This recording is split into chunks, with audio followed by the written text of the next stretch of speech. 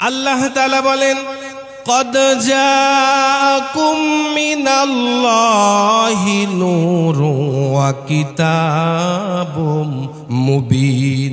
আমি আল্লাহ অন্ধকার দূরীভূত করার জন্য, আলো ফিরিয়ে আনার জন্য একটা কিতাব পাঠিয়েছি। এই কিতাবটার নাম হচ্ছে নূর, এই কিতাবটার নাম হচ্ছে আলো। যেই জাতি, যেই ব্যক্তি, যেই গোষ্ঠী, যেই রাষ্ট্র, যেই পরিবার, যেই এলাকা এই কোরআনের বিধিবিধানগুলোকে মন থেকে মেনে নেবে, আল্লাহ বলেন আমি আল্লাহ ওই জাতিকে 3টা পুরস্কার দেব। কয়টা পুরস্কার? আল্লাহ বলেন, ইয়াহদি বিহিল্লাহু মানিত্তাবা রিদওয়ানাহু সুবুলাস সালাম। যেই জাতি এই কোরআনকে মন থেকে মেনে নেবে, সন্তুষ্ট চিত্তে মেনে নেবে, আমি আল্লাহ ইয়াহদি বিহি এই কোরআনের মাধ্যমে তাদেরকে দেখাবো সুবুলাস সালামা, শান্তির অনেকগুলো রাস্তা আমি আল্লাহ তাদেরকে দেখাবো। সুবহানাল্লাহ। শুধু তাই নয়, ওয়ায়ুখরিজুহুম মিনাজ-জুলুমাতি ইলান-নূরি বিইজনিহি। আমি আল্লাহর ইচ্ছায় এই জাতিকে জুলুমাত থেকে নূরের দিকে, অন্ধকার থেকে আলোর দিকে, জাহান্নামের রাস্তা থেকে জান্নাতের রাস্তায় চালিত করব। সুবহানাল্লাহ।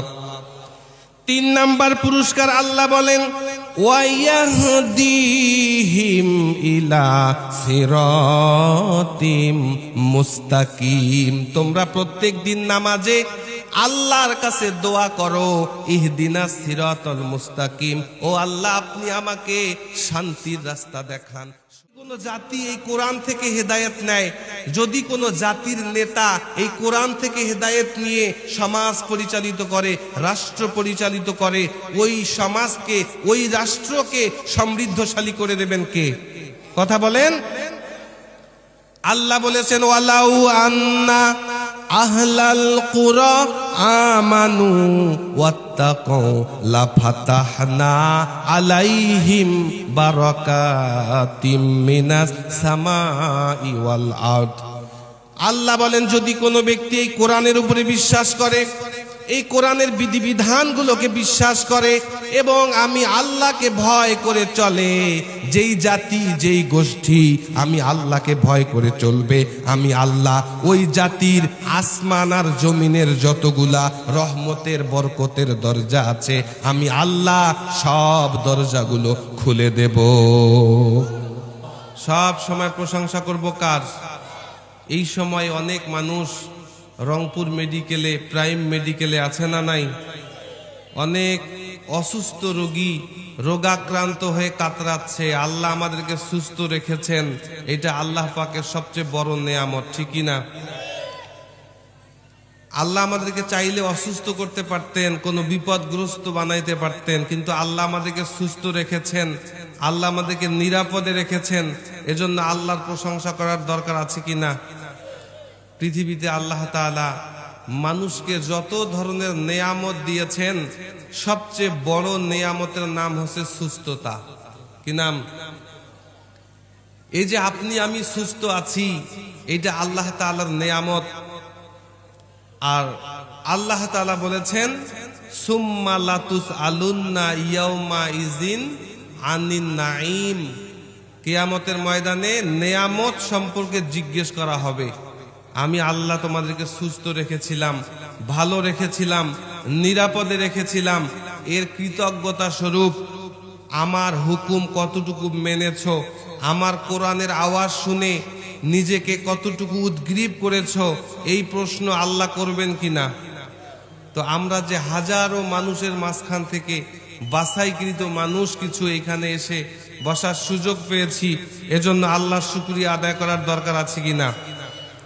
সম্মানিত হাজিরিন, পবিত্র কোরআন এটা আমাদের ধর্মীয় কিতাব, ঠিক কিনা বলেন? আল্লাহ তাআলা মানব জাতির হেদায়েতের জন্য, আপনারা সবাই জানেন যে আদমকে সেজদা না দেওয়ার অপরাধে ইবলিস, সে ফেরেশতাদের লিডার ছিল, কিন্তু আদমকে সেজদা না দেওয়ার অপরাধে আল্লাহ তাআলা তাকে জান্নাত থেকে বের করে দিয়েছেন, ঠিক কি না? এই ইবলিস আল্লাহর কাছে চ্যালেঞ্জ ছুড়ে দিয়েছে, যেই আদমকে সেজদা না দেওয়ার কারণে আপনি আমাকে বহিষ্কার করলেন জান্নাত থেকে, এই আদমের সন্তানরা কিভাবে জান্নাতে যায়, আমি তাদের জান্নাতে যাওয়ার প্রত্যেকটা রাস্তায় তাদের ধোঁকা দেওয়ার জন্য দাঁড়িয়ে থাকব। আল্লাহ তাআলা বললেন, আমার যারা প্রিয় বান্দা, আমার যারা গোলাম, আমি আল্লাহ তাদেরকে এমন পথের দিশা দেব যে তুমি ইবলিস তাদেরকে ধোঁকা দিতে পারবা না, ঠিক কিনা বলেন? আল্লাহ তাআলা চান না যে তার কোনো বান্দা জাহান্নামে চলে যাক। এজন্য এই মানুষদেরকে জান্নাতের রাস্তা দেখানোর জন্য শয়তানের রাস্তা থেকে ব্যাক করে নবীদের রাস্তায় চালিত করার জন্য, অন্ধকারের রাস্তা থেকে বের করে আলোর রাস্তায় নিয়ে আসার জন্য, জাহান্নামের রাস্তা থেকে বের করে জান্নাতের রাস্তায় নিয়ে আসার জন্য আদম আলাইহিস সালাম থেকে নিয়ে আমাদের নবী মুহাম্মদ সাল্লাল্লাহু আলাইহি ওয়াসাল্লাম পর্যন্ত আল্লাহ তাআলা লক্ষাধিক নবী এবং রাসূল পাঠিয়েছেন, ঠিক কি না?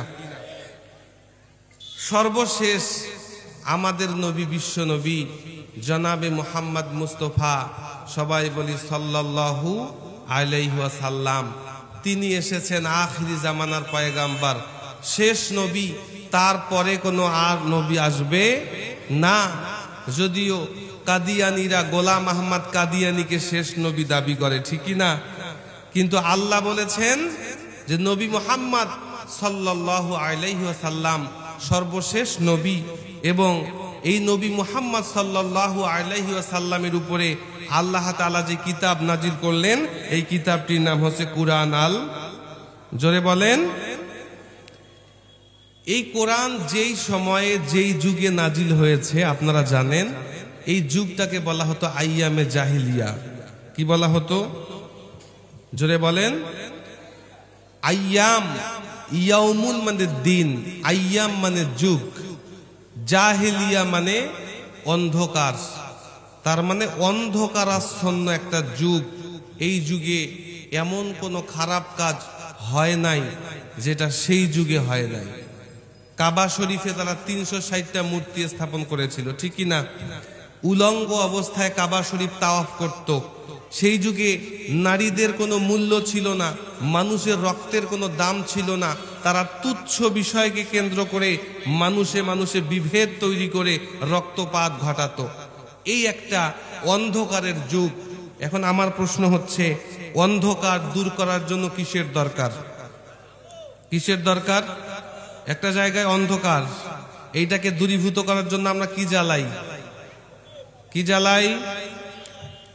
আলো জ্বালাই। এই আলো আরবিতে, আলোর আরবি হচ্ছে নূর। আলোর আরবি কি?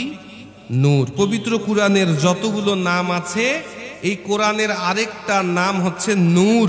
মানে কোরআন হচ্ছে অন্ধকার থেকে মানুষকে আলোকিত করার জন্য একটা আলোক বর্তিকা। বলেন সুবহানাল্লাহ। অন্ধকার দূর করার জন্য যেমন আলো দরকার, আইয়ামে জাহিলিয়ার ওই অন্ধকার দূর করার জন্য আল্লাহ তাআলা বলেন, এই আইয়ামে জাহিলিয়ার অন্ধকারকে দূর করার জন্য আমি আল্লাহ দয়া করে, মায়া করে, আমার বান্দাদের ভালো কামনা করে আলো হিসেবে একটা কিতাব নাজিল করলাম। এই কিতাবটির নাম হচ্ছে আল কুরআন। আল্লাহ তাআলা জানায় দেন, قد جاءكم من الله نور وكتاب مبين। এই কোরআন হচ্ছে জিকির। আল্লাহর নবী বলেন, যেই জায়গায় কোরআনের জিকির করা হয়, কোরআনের তিলাওয়াত করা হয়, কোরআনের তিলাওয়াত শোনার সাথে সাথে যেই ব্যক্তি আল্লাহু আকবারের ধ্বনি দেয়, এই কোরআনের ধ্বনি শোনার সাথে সাথেই আল্লাহ পাকের আসমানি ফেরেশতারা আল্লাহু আকবারের ধ্বনি দেয়। নবী বলেন, যেই ব্যক্তির আল্লাহু আকবারের ধ্বনির সাথে ফেরেশতাদের আল্লাহু আকবারের ধ্বনি মিলে যাবে, আল্লাহ তাআলা ওই ব্যক্তির জীবনের সমস্ত অপরাধগুলো মাফ করে দেবেন।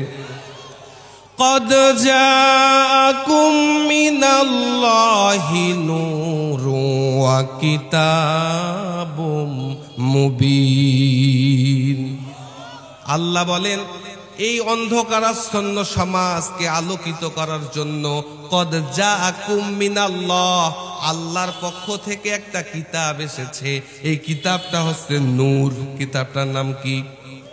নূর মানে আলো। অন্ধকার যেমন দূর করার জন্য আলো জ্বালাতে হয়, যুগের অন্ধকার দূর করার জন্য আমি আল্লাহ তাআলা দয়া করে মায়া করে ভালোবেসে একটা কিতাব দিলাম, যে কিতাব আইয়ামে জাহিলিয়ার অন্ধকারকে দূর করতে সক্ষম। ঠিক কিনা বলেন? আল্লাহ তাআলা জানাই দিচ্ছেন, আমি আল্লাহ দয়া করে মায়া করে এই যে কিতাব দিলাম, এই কিতাব আমি আল্লাহ তোমাদেরকে মায়া করে দিয়েছি। পবিত্র কুরআনে একটা সূরা আছে, 55 নাম্বার সূরা, সূরার নাম সূরা রহমান। কি নাম?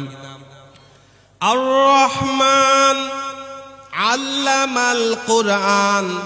আল্লাহ বলেন, আমি আল্লাহ দয়াময়, আমি আল্লাহ রহমান, আমি আল্লাহ আমার বান্দাদেরকে বড্ড ভালোবাসি। আর এই ভালোবাসার প্রথম উপহার হচ্ছে আমি আল্লাহ আমার বান্দাদেরকে কোরআন শিখিয়েছি। বলেন সুবহানাল্লাহ। কেউ কাউকে ভালোবাসলে উপহার দেয় কিনা? দেয় কিনা বলেন?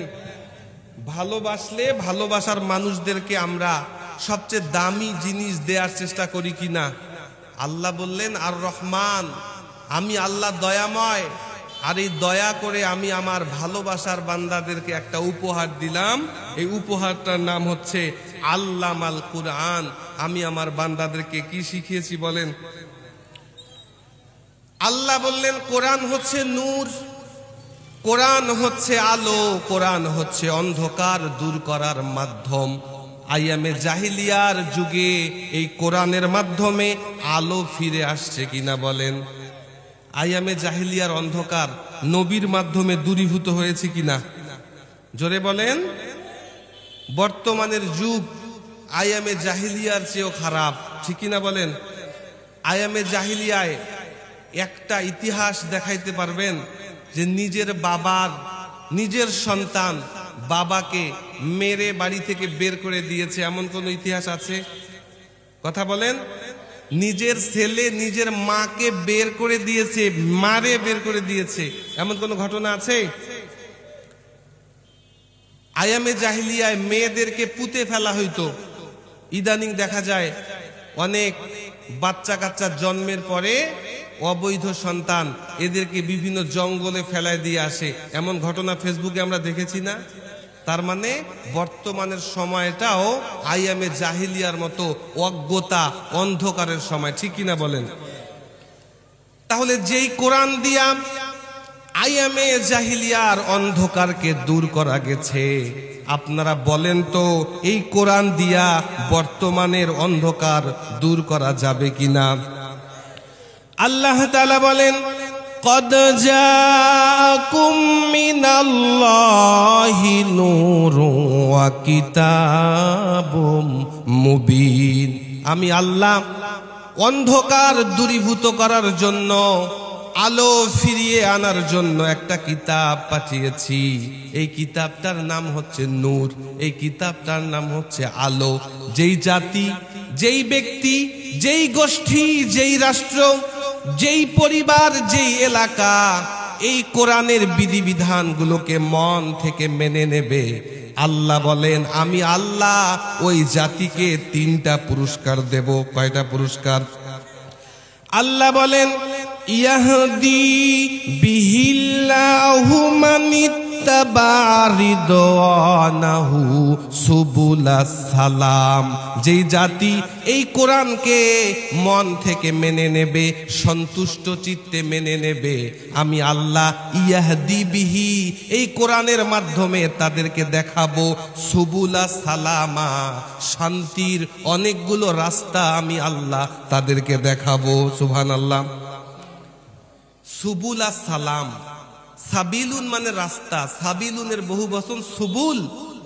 আল্লাহ বলতেছেন যেই ব্যক্তি এই কোরআনকে মেনে নেবে, ইয়াহদি বিহিল্লাহু মানিত্তাবা রিদওয়ানাহু, রিদওয়ানাহু মানে সন্তুষ্ট চিত্তে, জোর করে নয়, মন থেকে কোরআনকে যারা মেনে নেবে, আল্লাহ বলতেছেন ইয়াহদি বিহিল্লাহ, আমি আল্লাহ এই কোরআনের মাধ্যমে তাদেরকে দেখাবো সুবুলা সালামা, শান্তির অনেকগুলো রাস্তা। বলেন সুবহানাল্লাহ।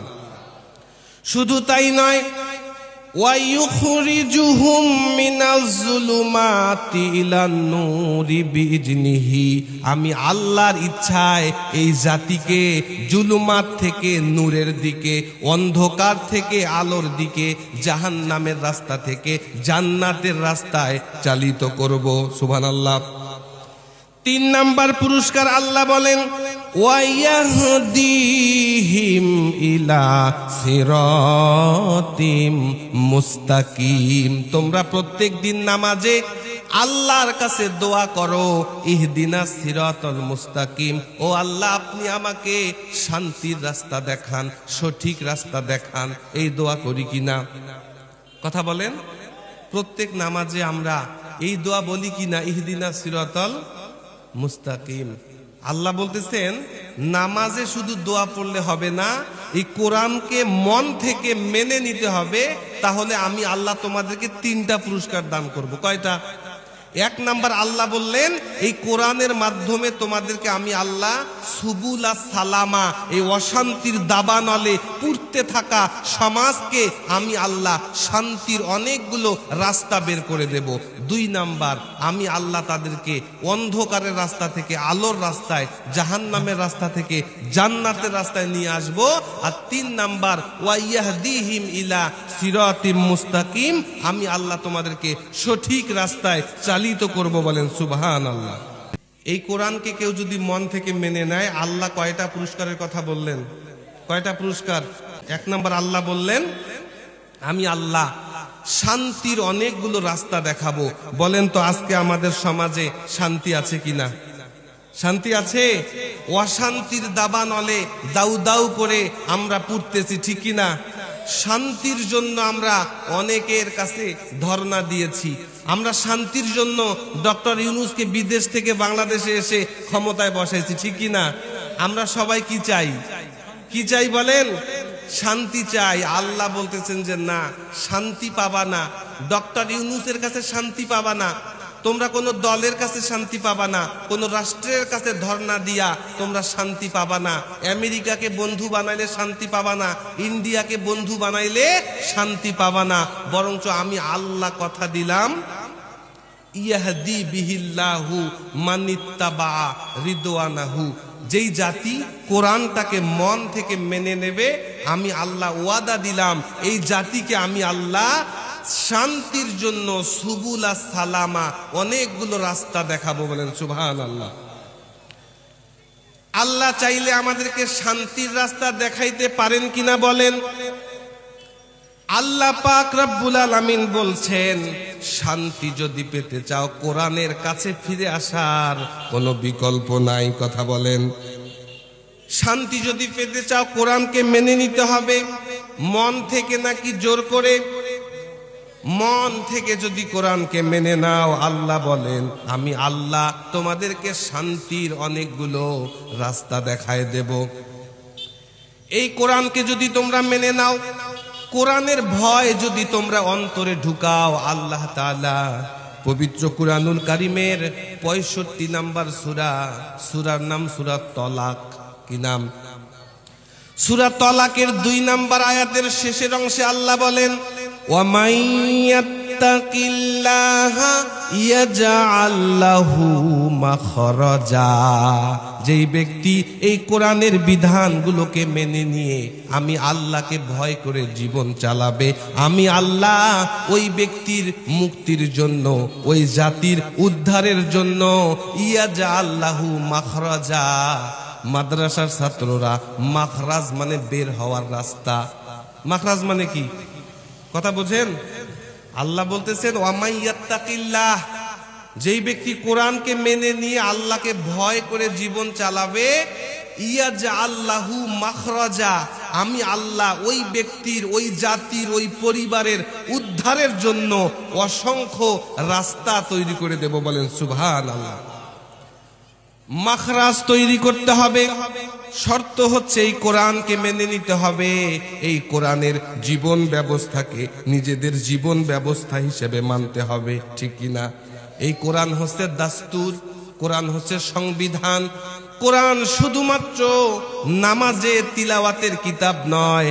আল্লাহ বলেন এই কিতাবের বিসমিল্লাহর বা থেকে নাসের সিন পর্যন্ত এই পুরা কোরআনে যতগুলো বিধিবিধান আমি আল্লাহ দিয়েছি, এই প্রত্যেকটা বিধিবিধান যদি মেনে নিতে পারো, আমি আল্লাহ কথা দিলাম এই কোরআন তোমাদেরকে শান্তির রাস্তা দেখাবে।